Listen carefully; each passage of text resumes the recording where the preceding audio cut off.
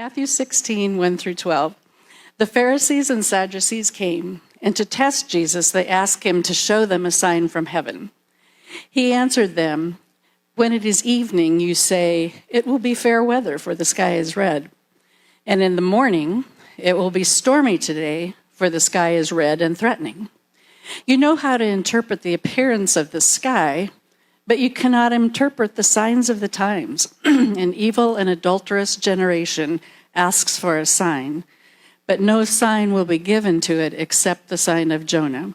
And then he left and went away. When the disciples reached the other side, they had forgotten to bring any bread. Jesus said to them, "Watch out and beware of the yeast of the Pharisees and Sadducees." They said to one another, "It is because we have brought no bread." And becoming aware of it, Jesus said, "You have little faith. Why are you talking about having no bread? Do you still not perceive? Do you still not remember the 5 loaves for the 5,000 and how many baskets you gathered? Or the 7 loaves for the 4,000 and how many baskets you gathered? How could you fail to perceive that I was not speaking about bread? Beware of the yeast of the Pharisees and Sadducees." Then they understood that he had not told them to beware of the yeast of bread, but of the teachings of the Pharisees and Sadducees.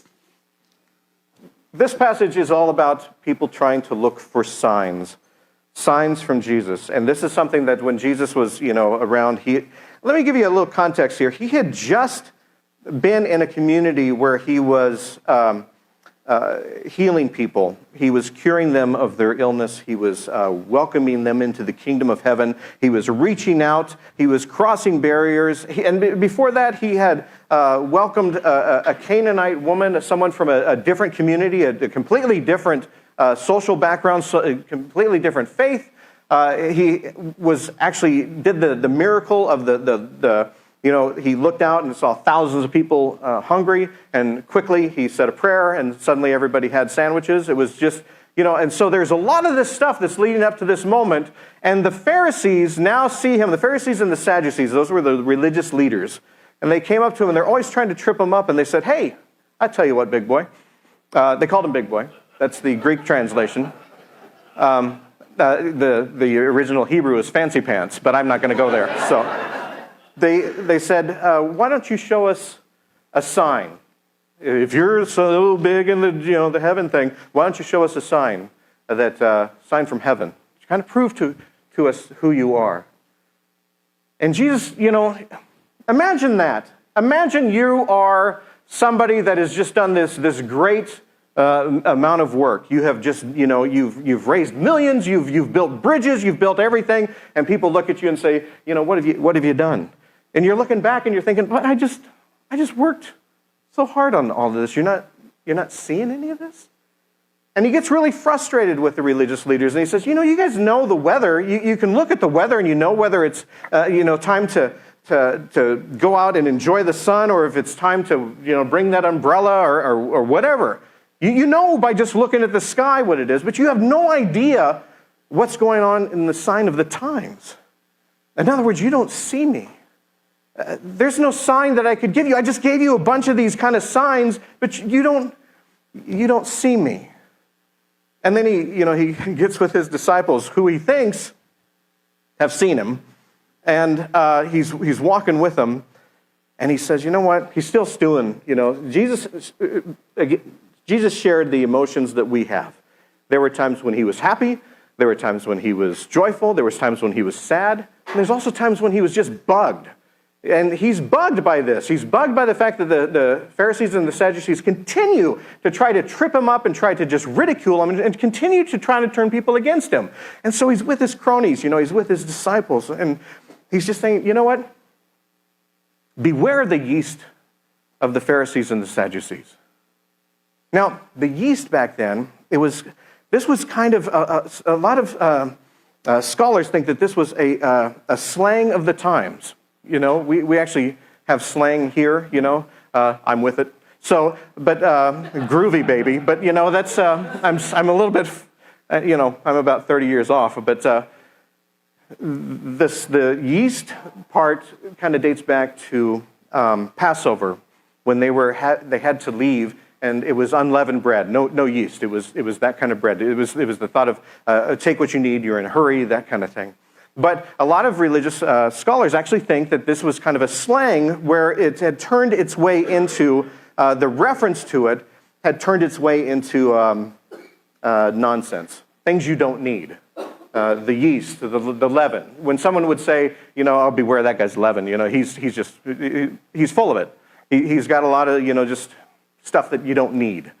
And so Jesus just says this in passing. He says, beware of the yeast of the Pharisees and the Sadducees. And this is the part I love, because this is the part that shows us that the disciples sometimes were just boneheads. And I love that, because you go to like cathedrals and stuff and you see them in they're frozen in time in these robes and everything like that. But these were morons. They were just guys that were just like, this is a Jesus. Wow, I'm going to follow him. But they didn't always get it. And that gives us permission to also sometimes not always get it. That's what I love about them. I'm not putting them down. I'm making a connection between us and them.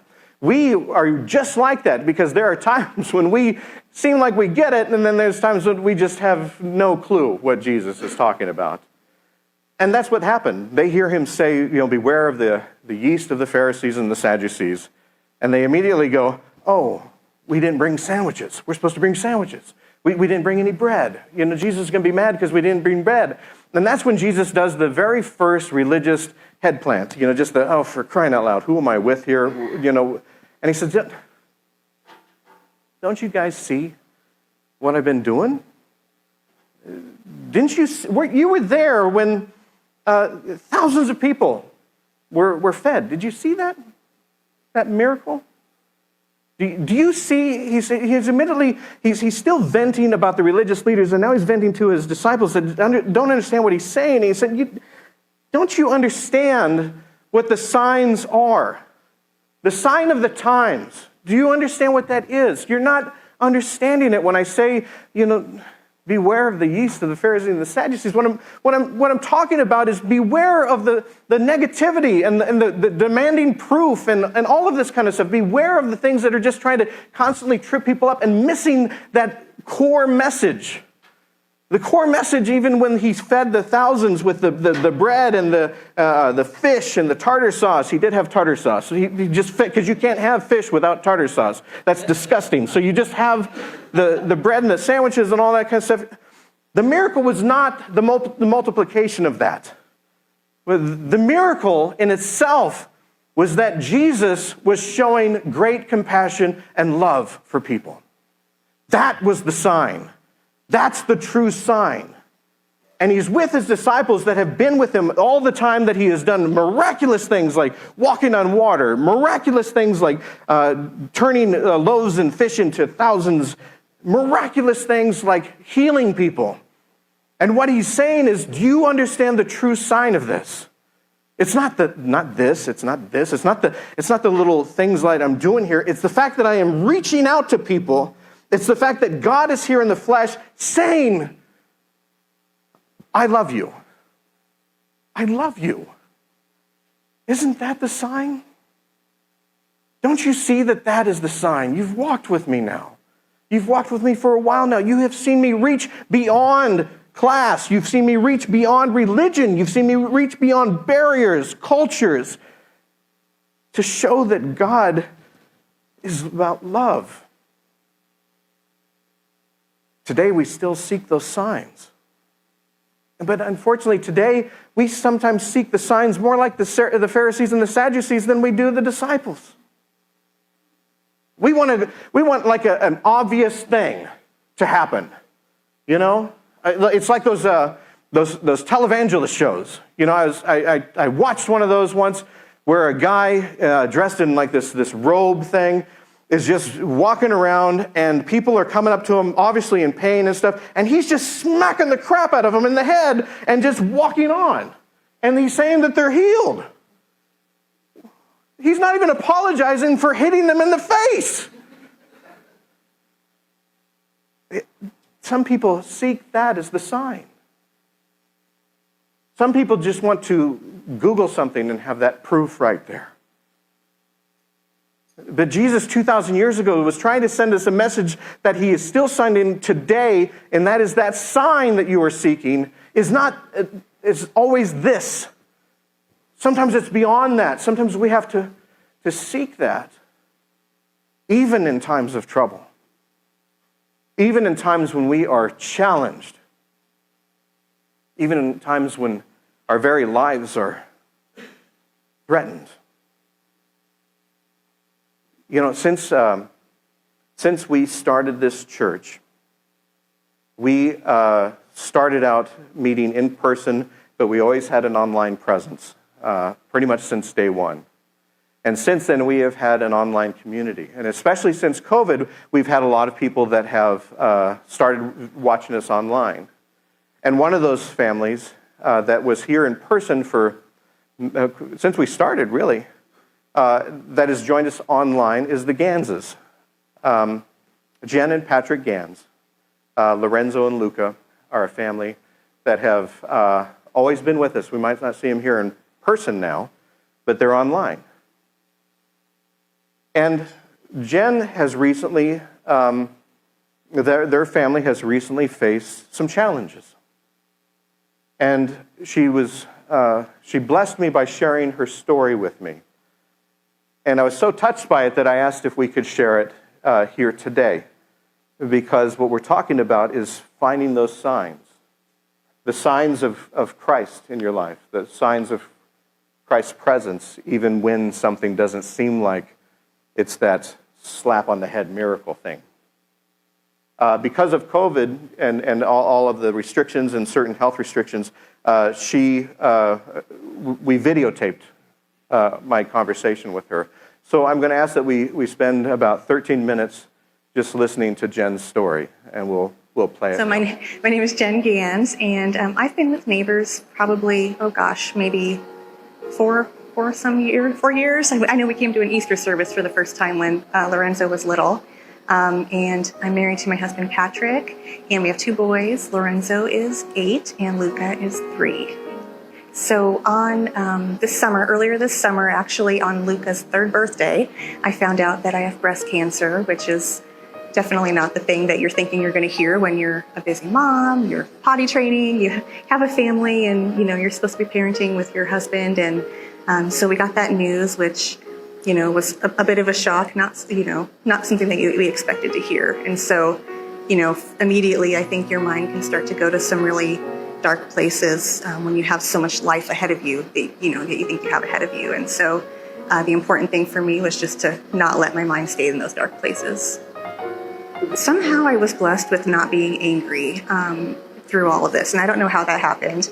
I kind of, at the beginning, I think I asked myself, really, what is it that I need to move forward? Because I can't change what I have, but, how do I use my energy on, finding peace with what I had? And but there were times where you start to think about, what if I'm not around, for my kids or whatever. But I didn't spend a lot of time in that space. I really was able to think about, I can't change my diagnosis, but I can change my outlook. And so how do I spend my energy doing that and being the best, mom and wife and everything for whatever time I have left. I started to see things, I kind of asked for peace and asked for how do I find that peace. And, somehow through all of that, I was able to think about okay, I have some surgeries coming up and I have to go through chemo, but somehow through all of that, I was able to start seeing glimpses of beauty and everything. And I could really be focusing on, the support I was given and really all of the I was just in awe by all of the outpouring of support. And that's where I really spent my time thinking about, not I have to start chemo next week or I have to go have surgery. And through all of that, I think the more I did it, the more I was kind of training myself to keep doing that through this journey. So, little things would happen and I would try to stop and appreciate those. Somebody would, tell me wow, this could be, my wife going through that. So I'm going to make sure that I don't take her for granted. Or, oh my gosh, now, I'm a woman and I'm going to go take care of myself and get my first mammogram. And, I started to, love my family stronger and more just in a different way. And so I think the more I did that, it was a good practice that, I was able to just kind of stay above the really dark parts of it just by focusing on all of the beautiful parts of it.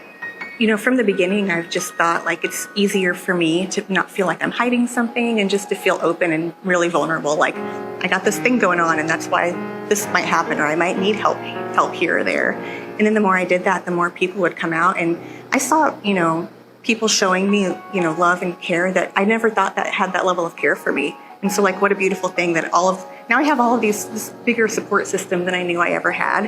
And that makes going through it so much easier. So for me, the more I shared, it helped other people who were maybe, some people have told me that they were going through difficulties, and, I helped put something in perspective for them and see things differently. And so like, that's also a blessing to be able to do that for somebody else, even though I might have be in a situation that's not the best, but I helped somebody else kind of come up from theirs. So yeah, I was really nervous to tell Lorenzo, my older son. My younger son's quite a bit younger, Luca, and he knows about it, but really in particular telling Lorenzo was going to be the hardest, because I thought about, I feel like I'm in a good spot and Patrick was in a, good spot, but we didn't know how Lorenzo would react. And so how do we kind of protect him, but also be open with him and kind of just tell him it's part of a journey, it's part of my story, and it's going to be okay. And so we did tell him, and now he's on the journey with us, and he can share in the humor and in sometimes the scary parts, but he's able to be very open now with us with his feelings about it. And so we're on it as a family. I couldn't imagine. I mean, I'm hearing from, like I said, I'm feeling love differently than I ever have from my family, either, giving and receiving.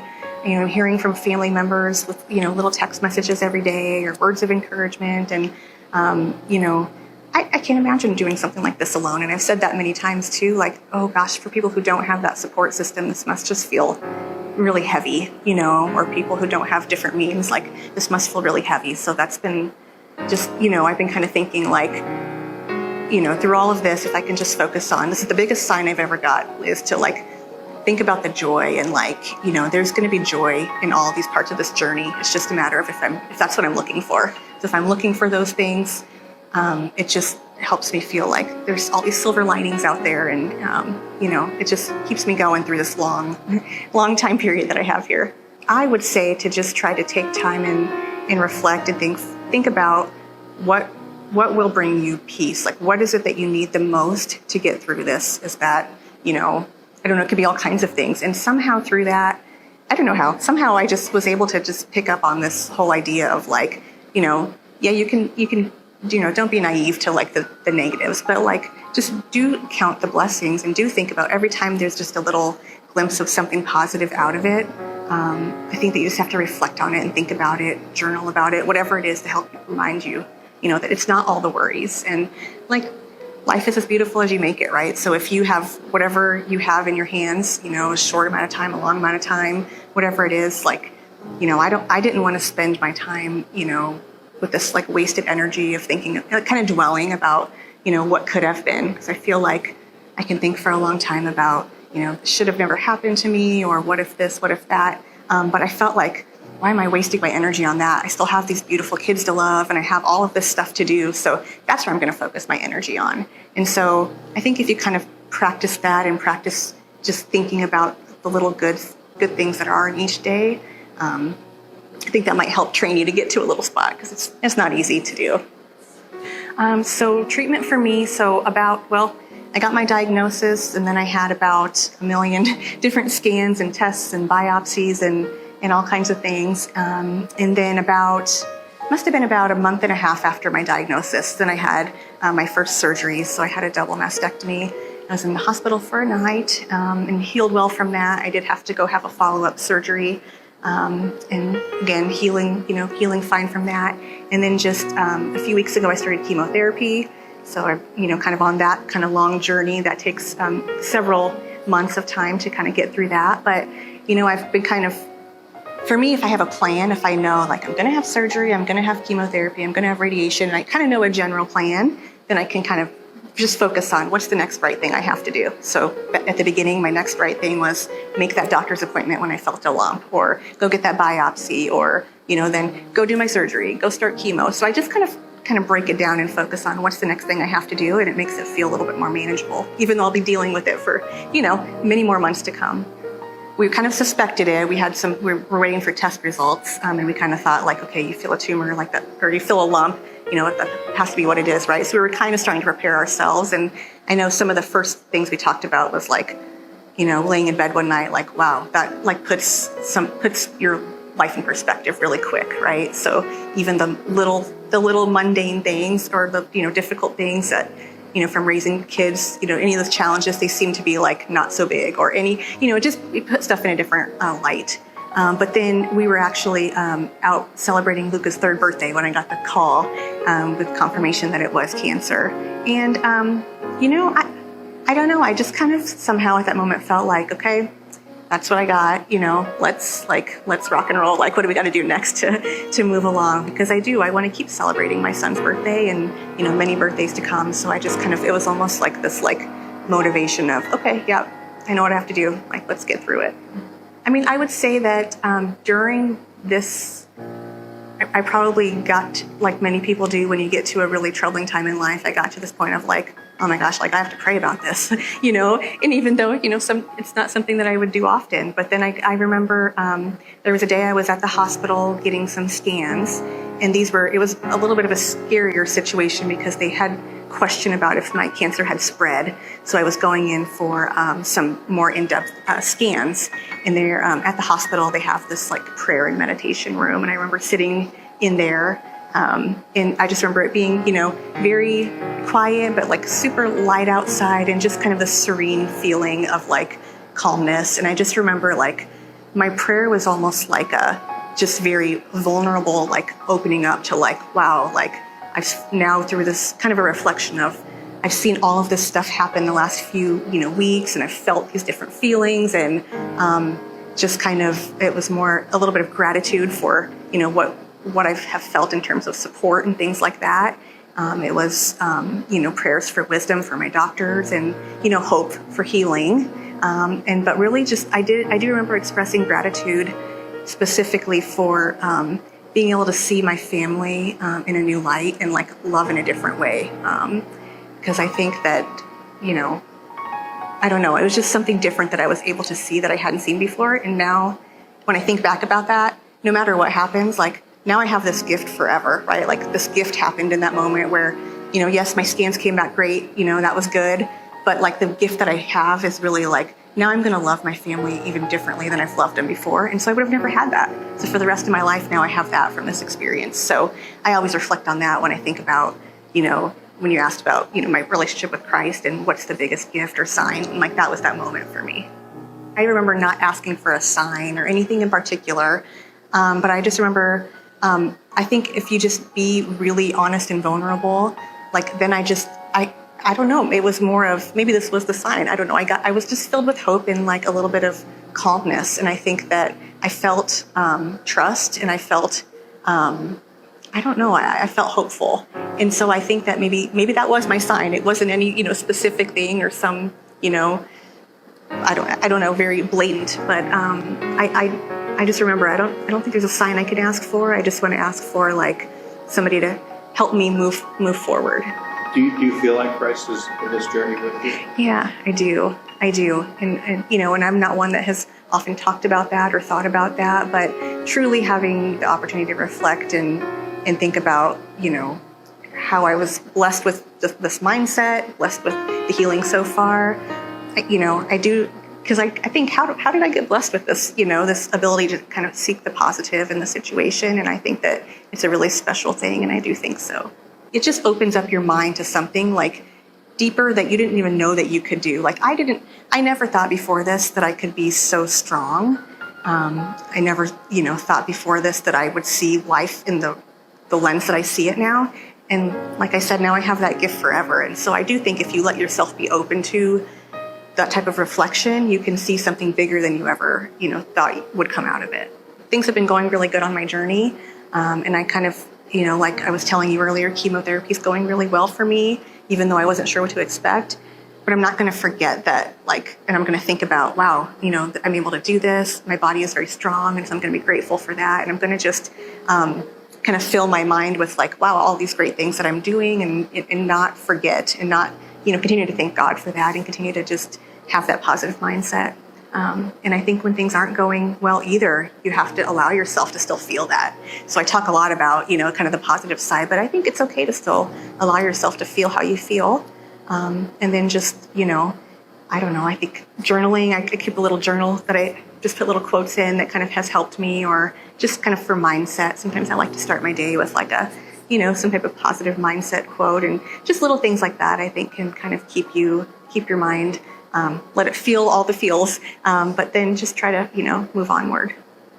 I just think, surrounding myself with a great support system has just shown me that, I have a level of, support and care from others, from God, from anybody who I talk to, who I share my journey with. And I think it can be, I think I'll use this as an opportunity to going forward when I know somebody is hurting, or I know someone has a similar experience, to share my journey and just offer a little bit of support, because I know how much that's helped me through my journey.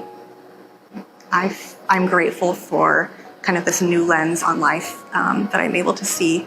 Just like I said, the beauty in life is just so much more apparent than I had seen it before. So now I have the whole rest of my life to be able to look through the world with that lens, and I'm grateful for that.